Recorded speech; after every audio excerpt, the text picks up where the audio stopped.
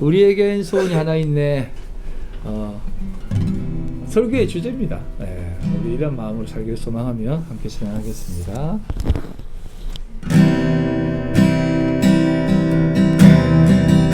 우리에겐 소원이 하나 있네. 우리에겐 소원이 하나 있네. 주님 다시 오실 그날까지 우리 가슴에 새긴 주의 십자가 사랑, 나의 교회를 사랑케 하네. 주의 교회를 향한 우리 마음, 희생과 포기와 가난과 고난, 하물며 죽음조차 우리 막을 수 없네. 우리 교회는 이 땅의 희망, 교회를 교회되게, 예배되게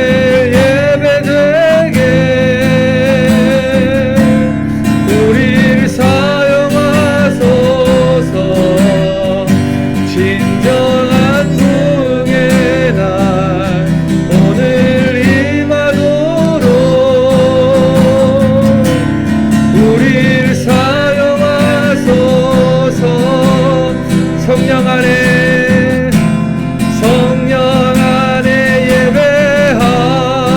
예배하리라. 자유의 마음으로 사랑으로 사역하리라. 교회는 생명이니 교회를 교회되게, 예배되게 우리를 사용하소서. 진정한 부흥의 날 오늘 임하도록 우리를 사용하소서. 다시 한번 교회를 교회되게, 교회를 교회되게, 예배되게 우리를 사용하소서. 진정한 부흥의 날 오늘 임하도록 우리를 사용하소서.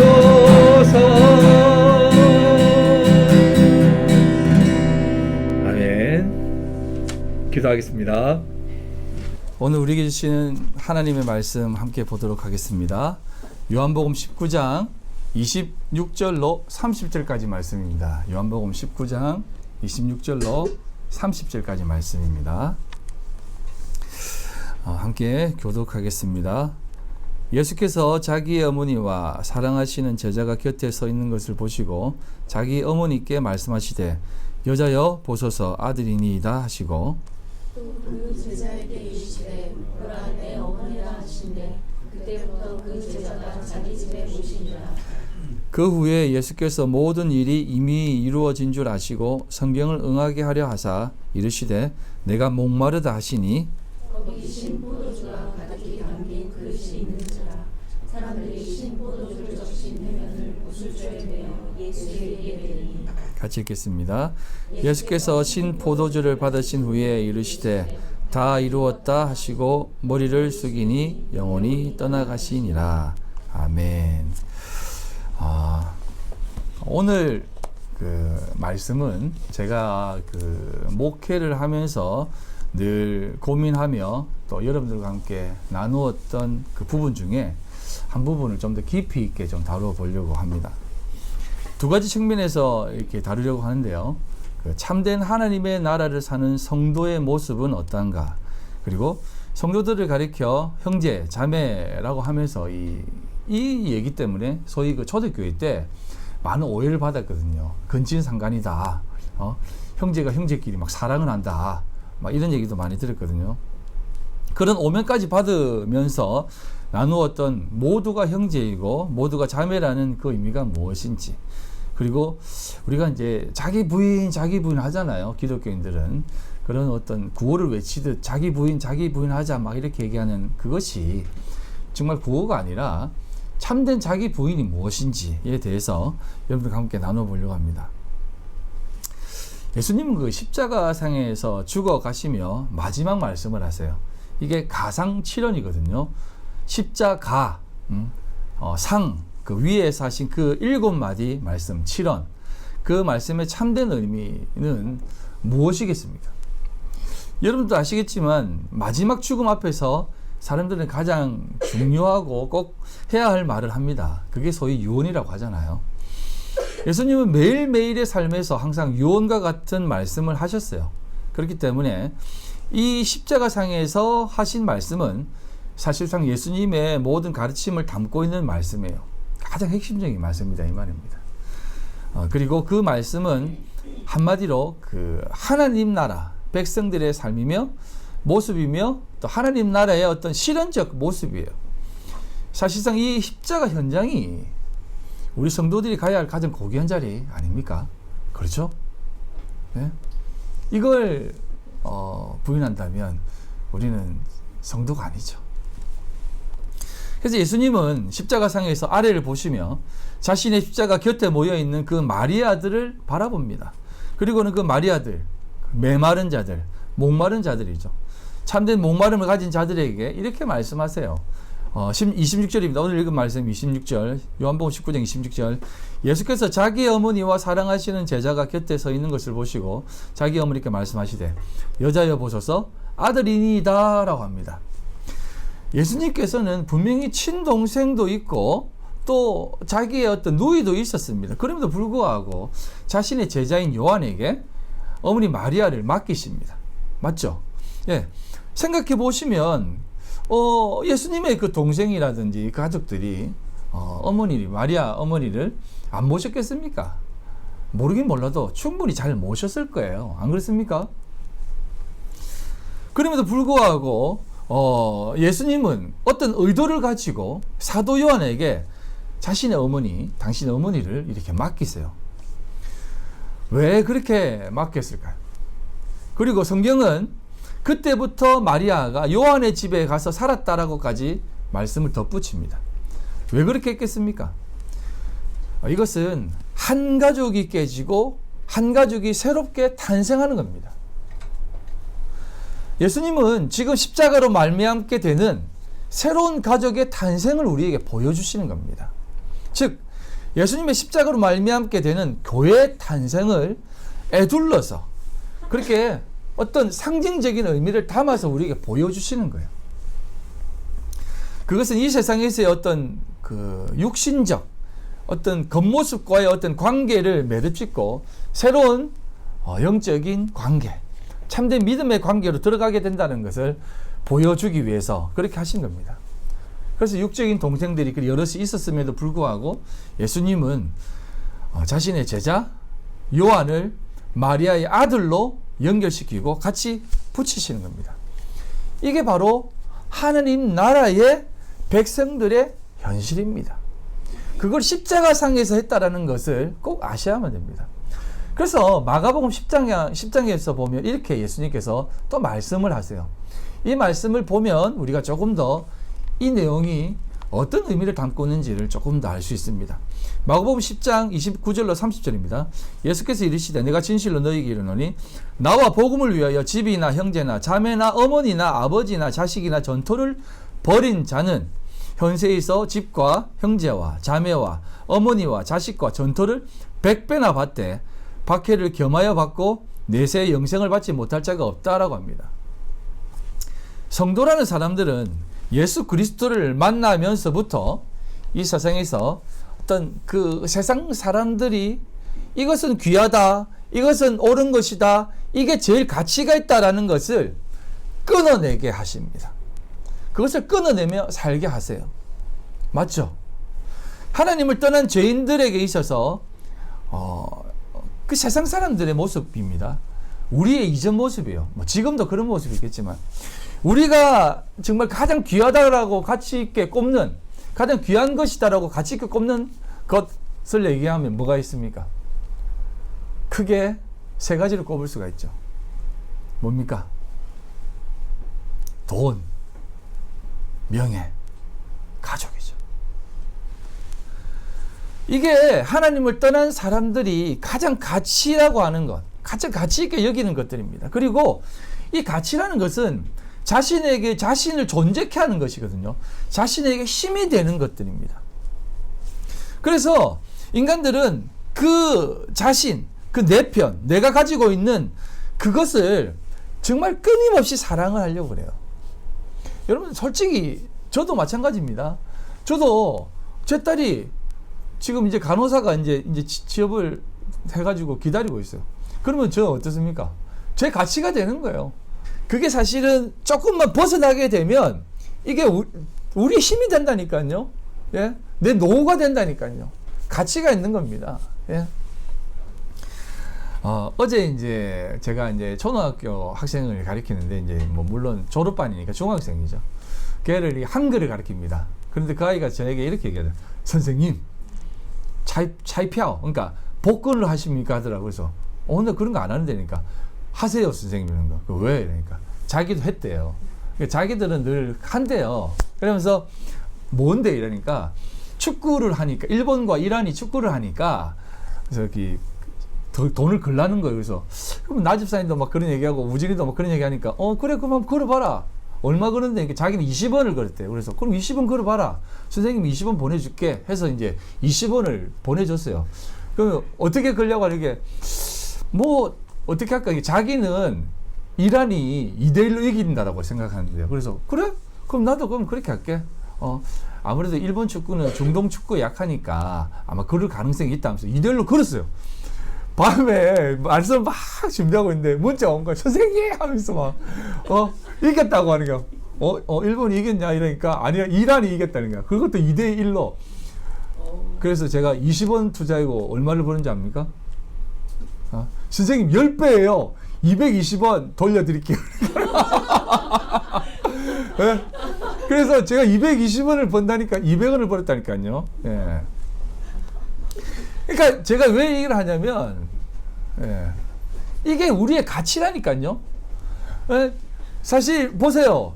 이란이 우리하고 상대하면 우리 적이에요. 그런데 제가 그 이란한테 돈을 걸었기 때문에 이란이 내 편이 된 거예요. 이란 무조건 이겨야지 이렇게 생각하면 한다니까요. 물론 저는 이제 그런 부분에서는 큰 의미를 두지 않지만 일반 사람들이 그렇다니까요. 예? 만약에 한국하고 이제 누구하고 붙습니까? 예, 모르죠. 이란하고 붙나요? 요르단하고 붙습니까? 요르단하고 붙으면 제가 만약에 요르단한테 2대1로 걸었으면 요르단이 내 편이 되는 거예요. 예? 그러니까 내 돈을 벌어주는 내 편이 되는 거예요. 애국심은 없어요, 여러분. 예? 그러니까 이게 참 우스운 겁니다. 그래서 내 편이라고 하는, 내 가치라고 하는 것은 때때로 바뀌어요. 안 그렇습니까? 이게 근데도 불구하고 막 진짜 우리가 진짜 예? 막 진짜 그 목숨을 걸지 않습니까? 제가 이제 중국 축구를 한번 이렇게 운동장에 가가지고 그것도 제가 가르치는 학생이 축구 구경을 그렇게 가자고 해가 중학교 3학년짜리가 그래 한번 가자 해가지고 자기가 이제 59원짜리 표를 끊어가지고 이제 저기 축구장에 갔어요. 근데 중국 같은 팀이잖아. 중국 리그거든요. 산동 하이니우 팀하고 뭐 어디 팀하고 하는데 뭐 하이니우 그 물개, 그러니까 바다 물개 막 응원하는데 정말 욕을 하도 해가지고 진짜 보기가 민망스러운 거예요. 같은 중국 사람인데도 불구하고 자기 팀이 조금만 심판 당하면 잘판 사비 막 그걸 막 북치면서 그러니까 심판 바보 멍청해 심판 바보 멍청하면서 나가 뒤져라면서 막 응원하는 거예요. 그래가지고 근데 또 막 이렇게 하면서 또 막 하고 그러니까 이게 어제는 막 같은 팀이었다가 오늘은 서로가 적이 되는 거예요. 프리미어 리그 보시면 알지 않습니까? 훌리건들 보면 막 같은 나라 민족이지만 자기 팀한테 목숨을 거는 거예요. 뭐 옷 다 벗고 막 싸우고 난리 나는 겁니다. 그런 거 보면 내 편이라고 하는, 내 가치라고 하는 것에 내 삶을 거는 겁니다. 그런 것들을 보면 그게 나를 존재케 한다라고 생각해요. 내가 응원하는 팀이 잘하면 내가 올라가는 것 같아요. 그러니까 우리는 그래서 성도라는 것은 이러한 것들이 하나씩 둘씩 잘라져 나가는 겁니다. 그래서 이게 내 어떤 모습들이 잘려져 나가는 것이라고 해서 성경은 예수라는 그 검에 의해서 하나씩 잘려 나간다라고 하는 겁니다. 정말 이것을 진짜 사랑하고 이거 없으면 안 된다고 생각했는데 예수라는 분이 들어오셔서 아니야, 그것보다 더 귀한 게 예수야 라고 하면서 잘라내는 겁니다. 그러면서 그것보다 더 예수를 더 깊이 사랑하게 된다는 것입니다. 그게 신앙생활이다라는 겁니다. 근데 이걸 뭐라고 얘기합니까? 그런 자들에게 성경은 뭐라고 합니까? 새로운 어머니가 100배, 새로운 자식이 100배, 새로운 전토가 100배, 이 생에서 100배로 주어진다라고 얘기해요. 무슨 말입니까? 뭐 어머니가 100명이 생겨요? 예? 자식이 100명이 생겨요? 그게 아니라는 겁니다. 새로운 가족이 100배가 되어진다는 겁니다. 100배라는 것은 완전수거든요. 그래서 하나님의 교회로서의 새로운 가족이 그렇게 풍성하게 나에게 생겨나간다는 것이에요. 그리고 거기에서 잘 보시면 뭐가 빠집니까? 누구만 빠집니까? 예? 위에는 아버지가 있죠? 밑에는 아버지만 빠집니다. 새로운 가족은 아버지는 오직 한 분, 하나님밖에 없다는 겁니다. 아버지를 100배 받는다고 없잖아요. 그래서 아버지는 하나님 아버지인 거예요. 하나님 아버지를 아버지로 모시는 참된 부모, 참된 자식들이 생기는 것입니다. 참된 형제 자매가 되어진다는 것입니다. 그래서 아버지만 빠지는 거예요. 하나님 아버지가 우리 아버지가 되어준다는 것입니다. 그래서 어제가 아니죠. 그저께 정말 처음으로 아버지가 제 꿈에 나타나신 거예요. 그래서 아버지가 나타나셔서 저를 보시며 미소를 지으시더라고요. 그래서 아버지, 예, 너무 감사하더라고요. 그러면서 저를 안아주시더라고요. 그래서 너무 감사하고 했는데 꿈에서 깼어요. 그래요. 근데 참 진짜 깨기 싫었다 이런 생각이 들더라고요. 자, 조금만 더 생각해 보시면 마태복음 10장 34절로 39절입니다. 내가 세상에 화평을 주러 온 줄로 생각하지 말라. 화평이 아니요 검을 주러 왔노라. 내가 온 것은 사람이 그 아버지와 딸이 어머니와 며느리가 시어머니와 보라하게 하려 함이니 아버지의 원수가 자기 집안 식구라. 아버지나 어머니를 나보다 더 사랑하는 자는 나를 합당하지 아니하고 아들이나 딸을 나보다 더 사랑하는 자도 내게 합당하지 아니하며 또 자기 십자가를 지고 나를 따르지 않는 자도 내게 합당하지 아니하니라.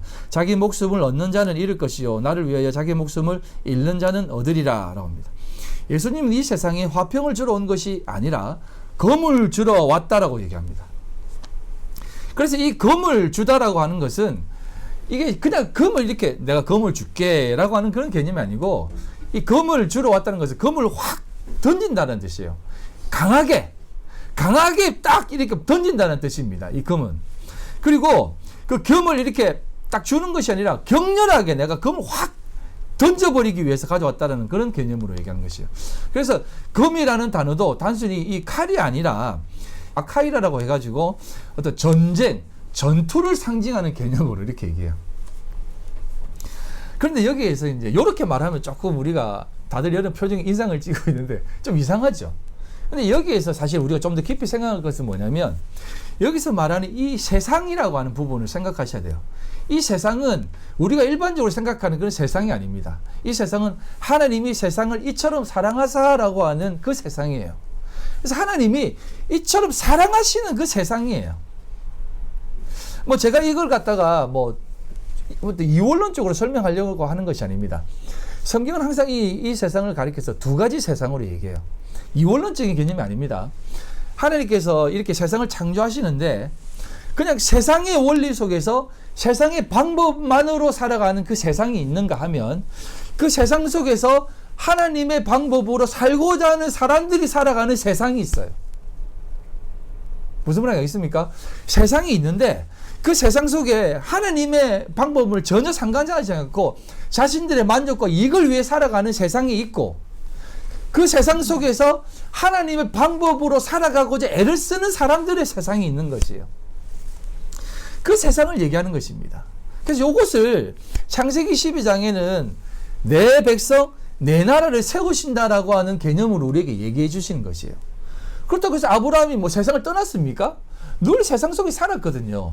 그럼에도 불구하고 아브라함을 통해서 내 나라, 내 백성을 삼는다는 것입니다. 내 세상을 만들어내겠다는 것입니다. 누구를 통해서? 아브라함의 삶을 통해서 내 나라가 어떤 나라인가를 보여주는 삶이라는 것이에요. 이 세상을 말하는 것입니다. 그래서 우리가 속해 있는 그 세상이 복을 받는다라고 늘 얘기하는 것이고요. 아무튼 그런 세상을 얘기하는데 그 하나님이 예수님을 이 땅에 보내셔서 자기들끼리 원수가 되어서 살게 하신다라는 개념이 아니라 세상 죄를 지고 가는 어린 양을 보라라고 하는 그 세상인 것이에요.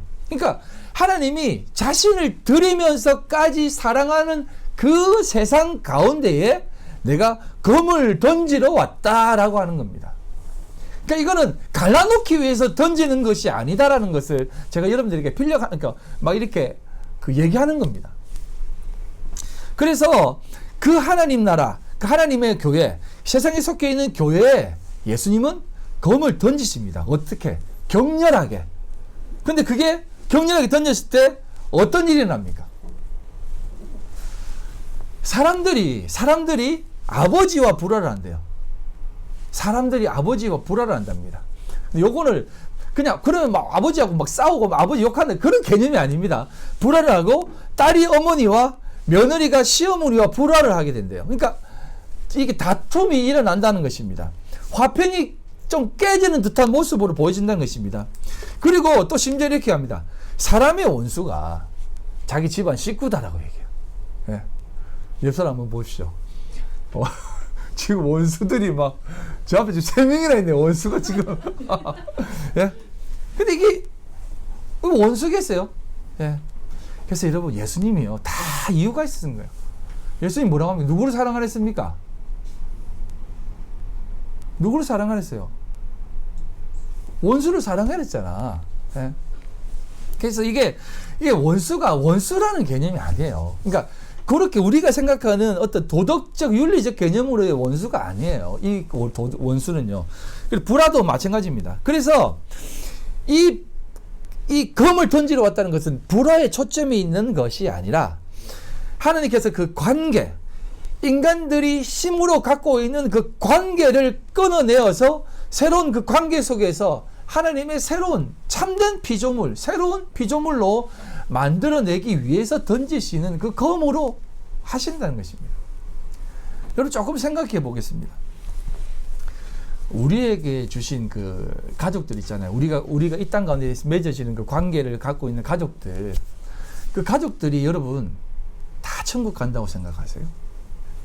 아브라함의 자식도 둘로 갈라지고, 예? 아무튼 이삭의 자식도 둘로 갈라집니다. 이거 조금 무서운 말이지만 다윗의 자식들도 마찬가지예요. 물론 그거는 하나님께 속해 있기 때문에 저는 뭐 그렇게 갈라놓았다는 개념으로 말씀드리고 싶지는 않습니다. 이건 좀 더 깊이 있는 얘기이기 때문에 다음에 하고요. 아무튼 우리가 기본적으로 생각할 때 좀 얕은 모습을 생각할 때 모두가 다 천국 간다고 생각하세요? 여러분들 가족들 중에? 예?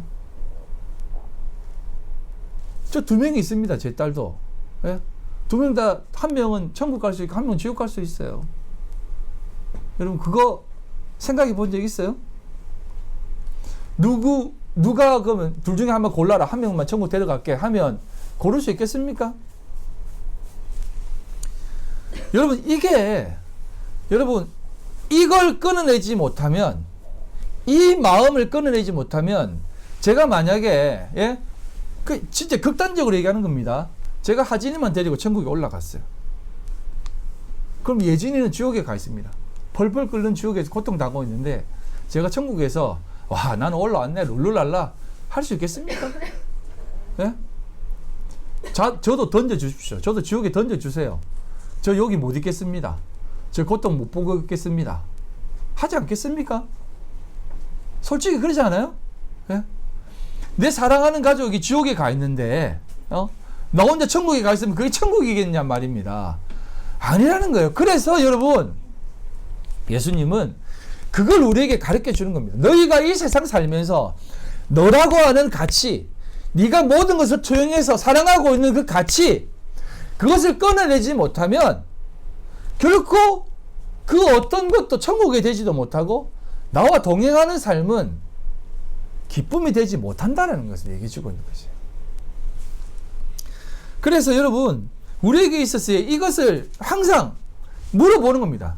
하나님 앞에서 너 이것을 끊을 수 있어? 라고 묻는 것입니다.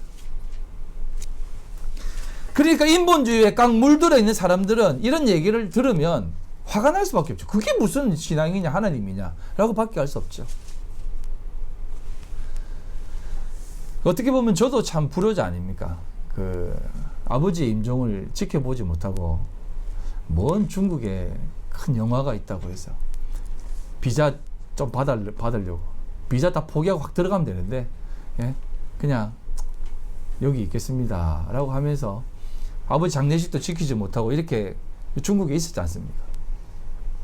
그래서 늘 제 마음에는 무거움이 있었습니다. 늘 불효자의 마음도 있었고 늘 죄송하고, 어머니도 저를 위로하기 위해서 네 마음 괜찮냐 라고 했을 때, 예, 그렇습니다면 항상 그거 가지고 마음 쓰지 마라 라고 하시면서까지 얘기하셨는데, 저도 늘 불효자예요. 세상 사람들이 보기에는 아이고 무슨 예수 믿는 놈들은 진짜 저런 게 문제라고 막 하지 않겠습니까?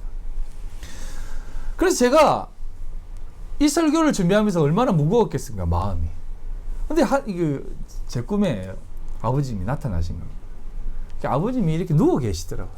누워 계신데 제가 아버지에게 다가가니까 아버지가 얼굴이 볼거리하게 이렇게 저를 보시고 기뻐하면서 이렇게 보시면서 웃으시면서 저를 이렇게 탁 안아주시더라고요. 그래서 제가 아버지 사랑합니다 하니까 그래 나도 사랑한다 하면서 나를 바라보면서 그렇게 기뻐하시더라고요. 그래서 제 이 마음을 아시고 아버지가 꿈에 나타나셨나 이라는 생각이 들더라고요. 그래서 참 예, 좋더라고요. 예. 그런 것도 이게 이제 그래서 제가 이제 그랬어요. 죄송합니다 라고 하니까 아버님이 대답도 안 하시고 그냥 웃으시더라고요. 괜찮다는 것이죠. 그럼 제가 꿈에 깨었어요. 여러분, 불화라는 것은 끊는 게 아닙니다. 새롭게 하는 거다 이 말입니다. 만약 여러분들 가족 중에서 이러한 모든 상황들이 되어진다면 하나님은 우리를 새롭게 하시는 거예요. 제가 무슨 말인지 알겠습니까? 이런 마음이 우리에게 있어야 된다는 것입니다. 그래서 예수님이 검을 던지러 왔다라고 하는 것은 관계를 끊어내기 위해서 던지는 것이 아니라 새로운 마음으로, 새로운 삶으로 우리에게 하게 하기 위해서 그렇게 하신다는 것입니다. 그런데 이 끊어냄의 그 검, 그 말씀, 그 예수 그리스도의 그 말씀, 그 진리의 검이 언제 그게 다 끊어집니까? 우리가 이 세상 살면서 그걸 끊어낼 수 있겠어요? 못 끊어냅니다. 그게 언제 다 끊어내지냐면 부활 앞에서 완전히 끊어내준다는 것입니다. 가장 기본적으로 생각해 봅시다. 여러분, 죽음 앞에서 돈이 무슨 의미가 있습니까? 여러분들이 쌓아 올린 명예가 죽음 앞에서 무슨 의미가 있겠습니까? 예? 그렇게 모아놓은 거, 죽음 앞에 딱 섰을 때, 그 누구 거야 되겠습니까? 자기가 다 사진만 집어 갑니까? 아니잖아요. 죽음 앞에서는 그거 아무것도 아니라는 것입니다. 그래서 죽음 앞에서는 우리가 가지고 있는, 여러분이 가지고 있었던 그 돈, 재물, 명예, 관계, 아무 소용이 없어진다는 것입니다. 그래서 여러분들의 가족들 또한 부활 앞에서 다 끊어지게 되어 있는 것입니다. 여러분이 부활할 때 그 하나님의 그 마지막 심판대 앞에서 다 끊어지게 되어 있는 것입니다. 그래서 우리가 하나님 앞에 섰을 때, 천국에 갔을 때 우리가 그렇게 아끼던 그 모든 것들이 다 아무 의미가 없어지는 것입니다. 그래서 성도들은 이 세상에서 하나님의 나라를 살아라 라고 하는 그 의미가 뭐냐면 이 세상에서 가치 있다라고 여기는 그 모든 것들을 하나씩 둘씩 끊어내는 삶을 살게 하신다 이 말입니다. 그래서 제가 일전에 설명을 드렸듯이 좁은 문으로 들어가라 라고 하는 그 말씀이 어떤 말씀입니까? 좁은 문이라는 것은 협착하고 자꾸 길이 좁고 협착하여서 지나가는 사람이 없다는 것입니다. 거의 없다는 것은 없다는 뜻입니다. 그러면 그 길을 누가 지나갈 수 있다는 겁니까? 누가 지나갈 수 있다고요? 예수님만이 지나갈 수 있다는 겁니다. 그래서 제가 그 길을 지나갈 수 있는 길은 예수님이 우리를 업고 가는 개념이다라고 말씀을 드렸잖아요. 그래서 그 업고 가는 개념은 내 자신이, 내 자아가, 내가 가지고 있는 가치가 덕지덕지 붙어 있으면 예수님 위에 엎혀질 수 없다니까요. 우리가 다 비워졌을 때, 예수님과 하나가 되었을 때, 일체가 되었을 때 우리는 그 길을 갈 수 있게 된다는 것입니다. 그래서 우리에게 하나님께서는 그 칼을 항상 던지시는 겁니다. 세상의 삶 속에서 칼을 던져서 우리가 가지고 있었던 그 가치를 여기는 것을 끊어내게 하신다는 것입니다. 그리고 그 마음에 칼을 맞아 새로운 가치, 진짜 가치를 얻게 되고 진짜 천국 가족들과의 연합이 시작되는 것이에요. 그게 부활의 삶입니다. 그래서 여러분들은요, 첫째 부활에 참여한 자라고 얘기하잖아요. 여러분, 부활이 뭡니까? 죽음을 경험한 자들에게 나타나는 거 아닙니까? 그게 중생이에요. 다시 태어난다는 것입니다. 그걸 이제 사람들은 이제 거듭남의 비밀이라고 해가지고 자꾸 얘기하는데, 제가 이제 그 박진영 씨가 요즘 뭐 진짜 열심히 강의도 하고 그러더라고요. 이렇게 쫙 들어보니까 이 친구는 구원파구나. 손녀인가요? 하여튼 손녀지 뭐. 하여튼 그러니까 이 말하는 게 이제 딱 그 구원파더라고요. 그 박옥수 목사 쪽 그 계열이더라고요. 그래서 여러분, 저도 옛날에 박옥수 목사 설교지 많이 읽었어요. 아주 진짜 단호합니다. 아주 딱 그 강단이 있어요. 근데 이제 좀 여러 가지 좀 문제가 있지만, 그게 이제 자꾸 너무 이제 오버해서 문제가 있지만, 여러분, 거듭난다는 것은 부활의 삶을 사는 거거든요. 부활의 삶은 부활의 삶을 살았다라고, 죄사함을 받았다라고 끝나는 것이 아닙니다. 사도 바울은 날마다 죽는다라고 하거든요. 날마다 죽는다. 그래서 매일매일의 삶에서 내가 죽어야 되는 것입니다. 그래서 한번 죽었다가 살아나는 것은 끝나는 게 아니에요. 예? 그래서 매일매일 우리가 죽어서 매일매일 부활하는 것입니다. 그게 내 삶에 매일매일 그 말씀의 검이 꽂히는 것입니다. 단번에 되어지는 게 아니라니까요. 그래서 구원의 서정이라고 얘기하잖아요. 그걸 그냥 요즘 말로 성화라고 얘기하고요. 물론 성화의 개념도 조금 다시 한번 생각해봐야 겠지만, 성화라는 개념도 사실은 조금 그 생각해야 돼요. 그 성화를 자꾸 우리가 어떻게 생각하냐면 큰아들 만들기 프로젝트로 생각해요. 그러니까 교회생활 열심히 하고, 뒤에 한 번 더 얘기하겠지만, 교회생활 열심히 하고 신앙생활 열심히 하고 성실하게 살고 훌륭하게 사는 모습을 가르치는 게 성화라고 생각하고, 그래 삶이 사는 게 신앙적으로 성화됐다라고 자꾸 가르치니까 성화도 약간 퇴색되는데, 성화라는 것은 그런 개념이 아닙니다. 성화라는 것은 내 자신이 완전히 오늘 말씀과 연결되지만 비워지는 개념이 성화되는 것이에요. 그래서 나의 무능함이 계속해서 드러나는 게 성화되어지는 거예요. 그래서 우리는 날마다 죽는다라고 얘기하잖아요. 그래서 날마다 죽는 삶은 그렇게 죽어지는 삶입니다. 그래서 우리는 매일매일 하나님 앞에 부활하는 겁니다. 그게 부활의 삶을 사는 겁니다. 이런 생각을 한번 해보신 적 있습니까? 나사로 무덤에 들어가가지고 죽었는데, 장사 지냈는데 예수님이 갑자기 나사로야 나오라 해가지고 살아난 나사로, 이 나사로 입장을 생각해 봤습니까? 나사로가 죽었어요. 그러면 어디 가 있겠습니까? 천국에 가 있겠죠. 그 마음이 하나님과 같이 있겠죠. 천국 가지고, 와, 하나님, 나 이제 이런 세상의 삶을 벗어나서 하나님과 함께 있네요. 너무 감사합니다 하고 며칠 살고 있는데 갑자기 니 내려가야 된다 이러는 거야. 왜요? 예수님이 니 부른다. 너 내려가가지고 뭔가 가르쳐 줘야 돼, 사람들한테. 그러니까 나 지금 싫어, 내려가기 싫어요. 안 돼, 내려가야 돼. 그런데 우리는요, 와, 진짜 죽었다 다시 살아났구나, 죽었다가 이 세상에 다시 살아났구나를 기뻐하는 사람은 그 성도 아닙니다. 예. 나사로의 그 입장을 생각해 봤습니까? 정말 나 다시 저기에 들어가라고요. 저 지옥에 다시 가라고요. 얼마나 괴롭겠습니까? 그래서 여러분, 매일매일 죽는 것은 그 삶을 깨닫게 하시는 거예요. 여러분, 그렇게 해서 여러분 죽어가 천국 가도 이 세상에 미련이 남아있다면 하나님 좀 내려가가지고 좀 누구 좀 돌아보고 오면 안 됩니까? 이런 관계, 뭐 조금만 내려가서 누구 좀 보고 싶은데요. 이런 관계를 하나님이 자꾸 정리시키는 삶이 매일매일 날마다 죽어가는 삶이다라는 겁니다. 그 삶을 우리에게 가르쳐 주신 겁니다. 모르긴 몰라도 나사로 굉장히 힘들었을 겁니다. 예. 그럼에도 불구하고 우리는 나사로와 같은 체험을 하게 해달라고 막 그렇게 기도하잖아요. 아무튼 그래서 여러분, 성도는, 그 성도의 부활은 늘 이 세상 가운데에서 그러한 모습 속에서 배우게 되고, 그게 우리에게 있어서 참된 삶을 주시는 거고, 그 속에서 우리가 참된 가족이 되는 것입니다.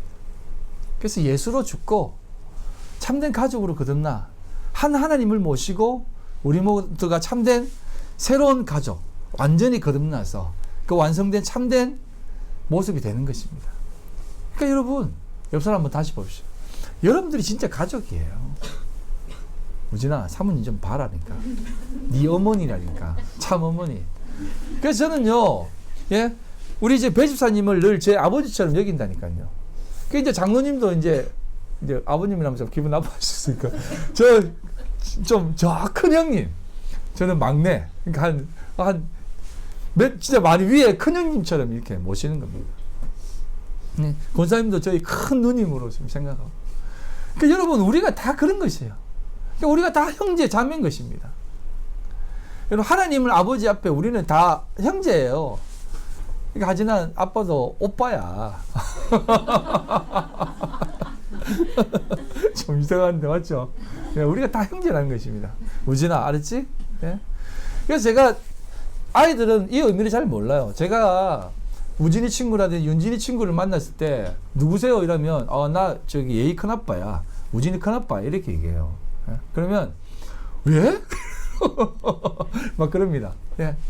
저는 그렇게 생각하고 진짜 대답하는 겁니다. 예. 그러니까 여러분들이 다 우리의 참된 믿음의 가족인 것입니다. 저 뒤에 용정이 있지만 용정이가 제 동생이에요. 앞으로 형님이라고 부르세요. 그러니까 이게 우리의 참된 삶이라는 것입니다. 그곳에 어떤 그 탄생 장면을 아주 선명하게 보여주고 있는 부분이 있는데요. 요한복음 20장 17절입니다. 예수께서 이르시되 나를 붙들지 말라. 내가 아직 아버지께로 올라가지 아니하였노라. 너는 내 형제들에게 가서 이르되 내 아버지 곧 너희 아버지, 내 하나님 곧 너희 하나님께로 올라간다 하라 하시니 라고 합니다. 여기에서 이렇게 말씀하지 않습니까? 내 형제들에게 가서 라고 합니다. 그리고 내 아버지, 너희 아버지. 그러니까 우리 성도들을 가리켜서 부활하신 후에 진짜 이제 너희들은 내 형제다라는 것입니다. 그래, 다 형제예요, 형제. 그래서 여러분, 자매가 없는 이유가 있어요. 말씀을 씨로 가진 자들은 다 남자입니다, 남자. 여러분, 여자도 남자예요. 이거 뭐 건이 지금 이상한, 건이가 오해할 수 있는데, 여러분 보세요. 하와가 어디에서 나왔습니까? 갈비 아담에게서 나왔어요. 그래서 하와도 원초는 남자입니다. 그러니까 이걸 제가 이거 좀 이상하게 듣지 마세요. 이 아이들 오해하는데, 말씀의 씨를 가진 자는, 씨를 가진 자가 남자거든요. 그래서 남자도 말씀을 가지지 않은 자는 여자입니다. 그래서 항상 성경은 결혼하지 못한 처녀들은 전조받았다고 얘기하거든요. 네? 여러분 이거 잘 아셔야 돼요. 그래서 이렇게 씨를 가진 자들, 말씀을 가진 자들이 복받았다고 하거든요. 그래서 항상 가장 불쌍한 자들이 씨를 받지 못하는 과부들이고 고아들인 거예요. 예? 아버지가 없는 자들을 얘기하는 겁니다. 아버지, 남편이 없는 자들을 가리키는 거예요. 알겠어요? 그래서 여러분, 그 자들에게 예수님이 혹 들어가시는 겁니다. 아버지로, 신랑으로. 예? 그래서 여러분 모두가 다 아들인 거예요. 형제예요. 그러니까 여러분들 모두가 다 말씀을 가진 아들이 되어야 되는 겁니다. 예? 저도 말씀이 없으면 여자예요. 좀 이상한 소리 하는데. 그걸 여러분, 성경은 진짜, 사람들은 그걸 오해해가지고 이상한 소리를 하는데 그런 개념이 아니다라는 겁니다. 아시겠어요? 그러니까 우리 예수님께서 우리에게 다 형제들이다라고 하는 겁니다. 마리아한테도 형제들이라는 것입니다. 형제들. 그리고 아버지라는 겁니다. 내 아버지, 너희 아버지, 내 아버지가 네 아버지라는 것입니다. 내 하나님이 너희 하나님이다라는 것을 얘기하시는 것이에요. 그래서 이때가 언제입니까? 그게 바로 십자가에 죽으시고 부활하신 그때라는 겁니다. 그래서 그 부활하신 그때에 이 모든 참된 가족의 개념이 우리들에게 확인되어지고 적용되어진다는 것입니다. 자, 그런데 여기에서 조금 더 깊이 있게 좀 들어가면 예수님께서 마리아에게 이렇게 얘기합니다. 만지지 말라! 이렇게 얘기합니다. 그럼 예수님이 이렇게 왔는데 예수님이 만지니까 만지지 마, 만지지 마! 이렇게 하는 거예요. 왜 그렇겠습니까? 요거를 여러분들이 조금 생각하셔야 됩니다. 근데 어느 성경에는 또 만졌다라고 얘기합니다. 마태복음 28장 9절인데요. 예수께서 그들을 만나 이르시되 평안하냐 하시거늘 여자들이 나가서 그 발을 붙잡고 경배하니 그때 또 만졌어요. 근데 왜 요한복음에는 만지지 말라라고 했겠습니까? 그 이유가 있는 것입니다. 그게 바로 진짜 한 가족이 되는 개념은 언제 되어지냐라는 걸 가르쳐 주시는 거예요. 자, 조금 이제 좀 빨리 좀 넘어가면 우리가 아담과 하와가 언제 죄인이 됩니까? 선악과를 먹었을 때 죄인이 되잖아요. 선악과를 딱 먹는 순간 우리가 죄인이 되잖아요. 그러면 어떻게 됩니까? 생명나무 실과를 못 먹게 합니다. 자, 창세기 3장입니다. 22절 24절 여호와 하나님이 이르시되 보라 이 사람이 선악을 아는 일에 우리 중 하나같이 되었으니 그가 그의 손을 들어 생명나무 열매도 따먹고 영생할까 하노라 하시고 여호와 하나님이 에덴 동산에서 그를 내보내어 그의 근원이 된 땅을 갈게 하시니 이같이 하나님이 그 사람을 쫓아내시고 에덴 동산 동쪽에 그룹들과 두루 도는 불칼을 두어 생명나무의 길을 지키게 하시니라라고 합니다. 선악과를 딱 먹는 순간 생명나무 실과를 못 먹게 하기 위해서 딱 쫓아냅니다. 그리고 경계를 딱 칩니다. 뭐로 칩니까? 뭐 그룹들은 물론이겠지만 두루 도는 불검으로 이렇게 딱 칩니다. 그래서 이렇게 딱 치시면서 못 오게 합니다. 여러분 선악을 알게 하는 그 나무를 먹고 나서는 생명나무를 못 먹게 합니다. 자, 생명나무가 뭐예요? 예수님이잖아요. 맞죠? 예수님이에요. 그런데 여러분 왜 예수님이 만지지 말라고 했다고요? 요 정도면 이제 이해가 되셔야 됩니다. 그들은 여전히 지금도 선악과를 입에 물고 있는 자들이라는 것입니다. 왜? 그들에게 아직까지 무엇이 주어지지 않았다? 성령이 주어지지 않았기 때문에 그래요. 성령이 주어지지 않으니까 그들은 여전히 선악과를 입에 물고 있는 죄인이라는 것입니다. 그래서 생명나무 실과를 못 먹게 하는 겁니다. 못 만지게 하는 겁니다. 그래서 만지지 마라. 나 부활한 나 만지면 안 된다는 것입니다. 예수님이 이 땅에 오셨을 때는 죄인의 모습으로 왔습니다. 그때는 먹고 마시고 같이 만져도 돼요. 그런데 부활하신 이후에는 완전한 생명나무이시기 때문에 절대 만지면 안 되는 것입니다. 근데 만지는 것이 중요한 것이 아니에요. 가르치기 위해서 한 것입니다. 어떤 여자를 만졌어요. 그럼 만지면 무슨 큰 일이 나는 것이 아니라 만지지 말라고 하는 그 이유를 여러분들에게 설명하시고자 요한복음 얘기하는 겁니다. 그러니까 여러분 우리가 참된 하나님의 가족이 생명나무 그 안에서 하나가 되는 개념으로 말할 수 없는 때가 있습니다. 그때가 언제입니까? 그게 성령의 하나됨이 없을 때는 이게 아무리 우리에게 예수가 전해지고 복음이 전해져도 그곳에는 하나됨이 일어나지 않는다는 것입니다. 여러분 무슨 말인지 알겠어요? 그래서 요한복음 16장 7절로 8절 이렇게 얘기합니다. 그러나 내가 너에게 실상을 말하노니 내가 떠나는 것이 너에게 유익이라. 내가 떠나가지 아니하면 보혜사가 너에게로 오시지 아니할 것이요 가면 내가 그를 너에게로 보내리니 그가 와서 죄에 대하여 의에 대하여 심판에 대하여 세상을 책망하시리라라고 얘기합니다. 세상을 책망한다는 게 죄에 대하여 의에 대하여 심판에 대하여 책망한다는 것은 아까도 말씀드렸지만 무엇이 하나님의 그 가족이고 하나님의 사랑이고 하나님의 일인지를 구원이 무엇인지를 깨닫게 하는 겁니다. 그래서 성령이 오셔야만 너희들이 그 선악을 알게 하는 그 개념들이 사라지게 된다는 것을 말씀해 주시는 거예요. 그래서 제가 감히 이런 얘기도 했지 않습니까? 에덴 동산에 치고 있는 불칼은 그냥 불칼이 아니라 경계라는 것입니다. 어떤 경계? 성령의 경계. 그것은 진리의 영, 성령을 통해서는 절대 보지 못하고 먹지 못하는 겁니다. 아무리 따먹어도 아무리 붙잡아도 그건 아무 의미가 없는 것이에요. 그래서 복음이 아무리 전해지고 예수가 아무리 전해져도 세상 사람들은 물론이거니와 예수를 교회 다니는 사람들도 이게 자기에게 진리로 다가오지 않는 거예요. 그냥 겉으로만 먹는데 그게 진리가 됩니까? 그게 돼지에게 진주를 던지지 말라는 겁니다. 더 뒤에 찍어줍니다. 요한복음 16장 13절. 그러나 진리의 성령이 오시면 그가 너희를 모든 진리 가운데로 인도하시리니 그가 스스로 말하지 않고 오직 들은 것을 말하여 장래일을 너희에게 알리시리라. 성령이 오시면 너희를 모든 진리 가운데로 인도하신다는 것입니다. 그 성령이 오시는 그 가운데에 우리가 그 진리로 나아갈 수 있는 것입니다. 그래서 예수님이 그렇게 만지지 말라고 하신 거예요. 근데 나중에 성령을 받으라 라고 하신 이후에 도마도 손가락 넣어보게 하고 만지게 하는 겁니다. 성령을 받아야만 그게 참된 진리가 무엇인지, 참된 생명이 무엇인지를 알 수 있다는 것입니다. 그럼에도 불구하고 지금도 많은 사람들이 생명나무 실과를 자기 마음대로 취하고 있잖아요. 누가?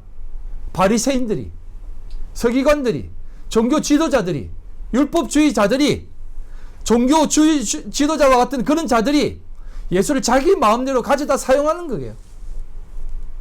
그러니 거기에 참된 생명이 발산되어집니까? 아니요. 절대 그렇지 않습니다. 자기 마음대로 따먹은 그 생명나무들은 결국은 자기들의 열매만 만들어내는 것입니다. 그게 극명하게 드러나는 게 어디냐면 탕자의 비유입니다. 마태복음 15장 11절 14절입니다. 눈으로 한번 보십시오.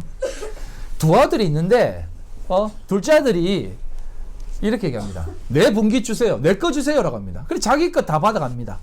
다 받아가서 세상 가운데에서 흥청망쳤습니다. 자기 거는 그렇게 다 비워져야 되는 것이에요. 여러분 이 개념을 아십니까? 그래서 이 세상 가운데에서 우리가 그렇게 사는 거예요. 여러분들이 가지고 있는 것을 다 흥청망쳐 쓰게 되어져 있다니까요. 그 다 흥청망쳐 쓰고 나서 다 털리니까 이제 자기가 없는 겁니다. 어디 가야 되지? 아버지께 돌아가자. 아버지께 돌아가야만 내가 내 자신의 것을 얻을 수 있구나. 진짜 내 거를 얻을 수가 있구나. 아버지의 것을 얻을 수가 있구나 하면서 돌아가는 겁니다. 그런데 뒤에 장에 누가복음 15장 28절에 30절에 이렇게 얘기합니다. 큰아들은 뭐라고 합니까? 그 얘기를 딱 듣고 큰아들은 어떻게 합니까? 그가 노하여 들어가고자 하지 아니하거늘이라고 합니다. 어디를 들어가고자 하지 않는다는 것입니다. 아버지의 집. 여러분 아버지는 누굽니까? 여기 누구를 상징합니까? 하나님이잖아요. 그럼 아버지의 집은 어디예요? 성전입니다. 성전. 하나님 나라입니다. 그런데 이 큰아들은요 성전에 들어가기 싫어합니다. 왜? 둘째 아들이 구원받았다고 하니까, 둘째 아들이 진짜다라고 하니까 성전에 안 들어간다는 것입니다. 여러분 이게 무슨 말인지 아세요? 종교 지도자들, 율법주의자들은 교회에서 그렇게 삽니다. 아버지를 떠나지 않고 나의 만족을 위해서, 나의 유익을 위해서 절대 살지 않아요. 보면 내가 열애 동안 아버지를 섬겨 명을 어김이 없거늘 내게는 염소새끼라도 주어 나와 내 벗을 위해 즐겁게 하신 일이 있었느냐라는 겁니다. 나 성전에서 그렇게 섬기고 아버지를 위해서 이렇게 희생했어요. 근데 하나도 기쁨이 없대요. 무슨 말인지 알겠습니까? 지금도 율법주의자들은 그렇게 살아요. 여러분 하나님 열심히 믿는 사람들 중에 제가 단언하건대 90%는 자기 벌 받을까 봐 예수 믿습니다. 천국 가려고 그래요. 구원 받으려고 예수 믿습니다. 그리고 스스로 포장하죠. 아니야, 나는 아름다운 삶을 위해서. 그러면서 전부 다 와가지고 구하는 게 뭡니까? 내가 가지고 있는 가치 추구, 돈, 명예, 가족을 위해서 기도하지 않습니까? 그런데 갑자기 하나님 와가지고 그거 끊어내는 거야. 그거 아니야 라고 하니까 뭐야 이거 하나님 이러면 안 되죠. 나 이제 성전 들어오기 싫어한 겁니다. 나 여기 그럼 들어오기 싫어요 라고. 이게 오늘날 우리들의 모습 속에서도 있고 지금 수많은 성도들이 가지고 있는 모습들 아닙니까? 이렇게까지 얘기합니다. 아버지의 살림을 창녀들과 함께 삼켜버린 이 아들이 돌아오매 이를 위하여 살찐 송아지를 잡았나이다. 송아지를 잡았다는 것은 뭡니까? 희생제사를 그를 위해 드렸다는 개념이죠. 어떻게 이 둘째 아들과 같은 놈을 위해서 구원의 사건이 허용되어지는 겁니까? 라는 겁니다.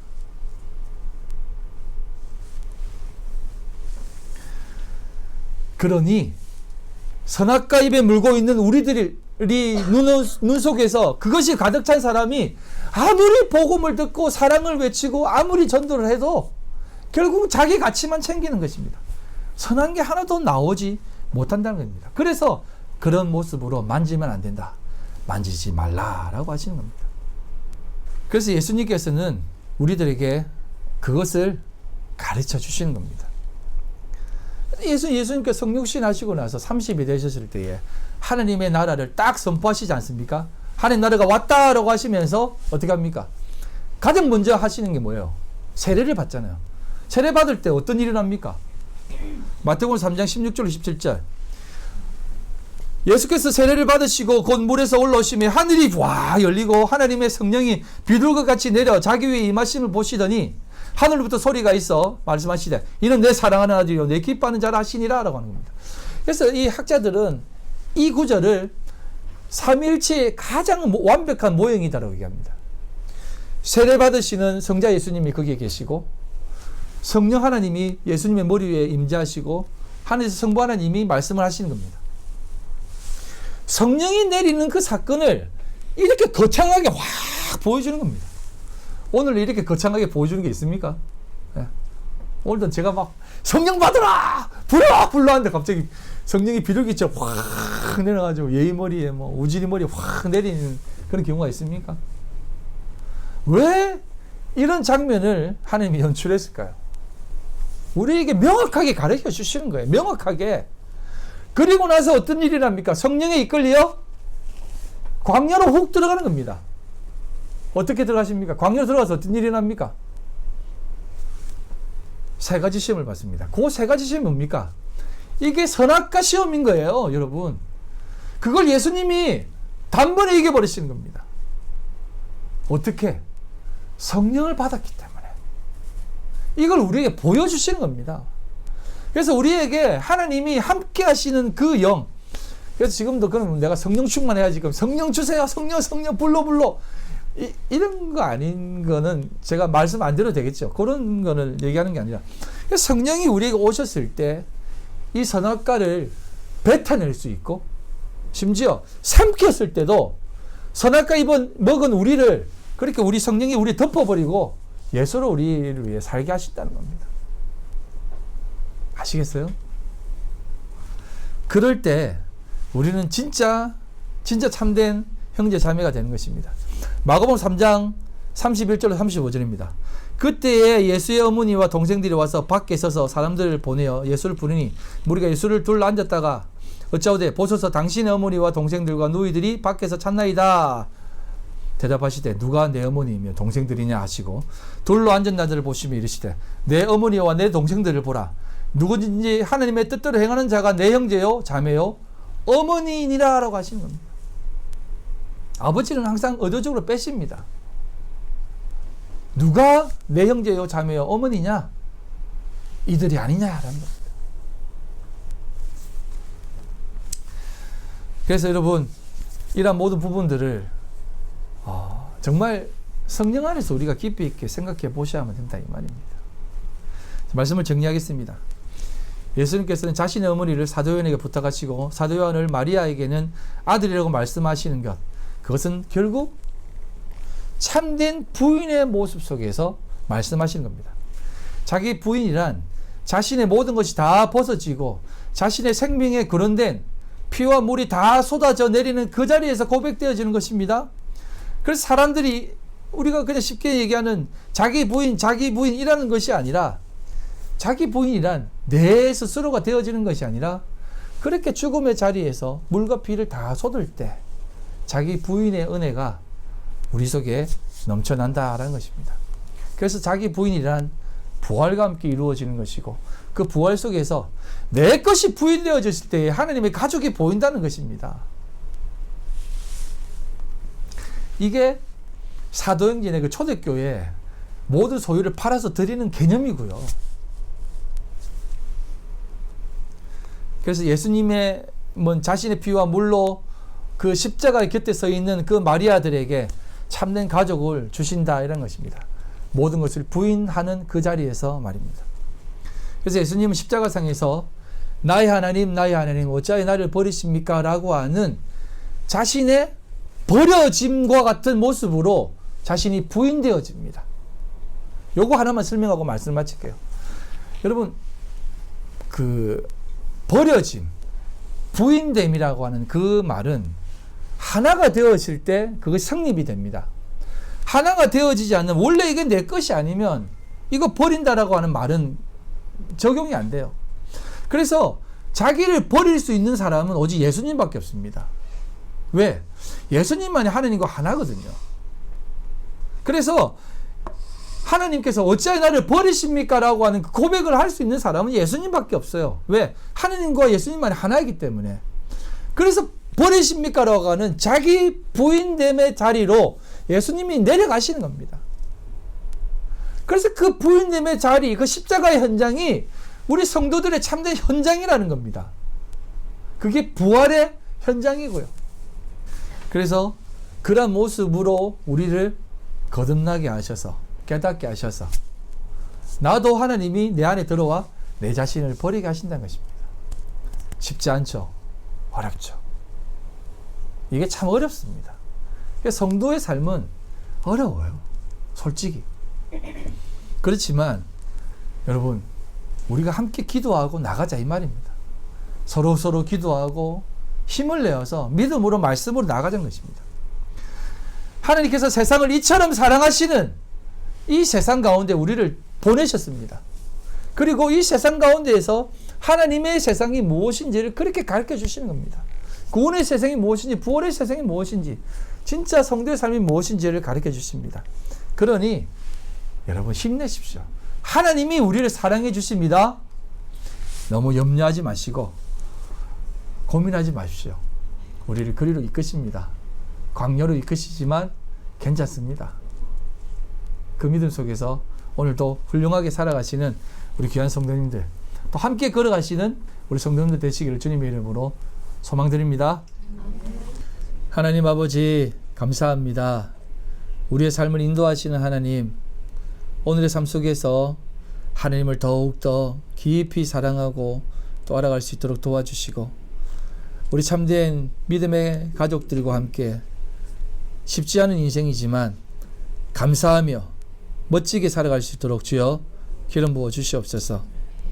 오늘도 주님 앞에 나올 때 빈손 들고 나오지 않고 귀하고 복된 물질 하나님 앞에 드립니다.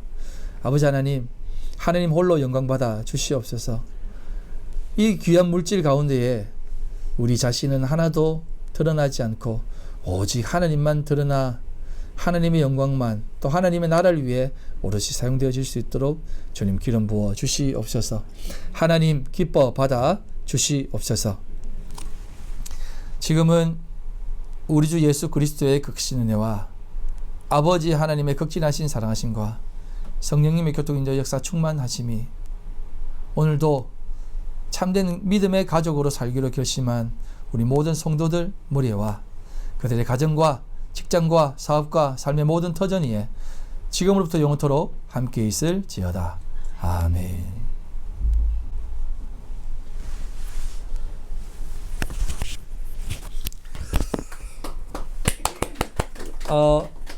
제가 한 가지 빠뜨렸는데요.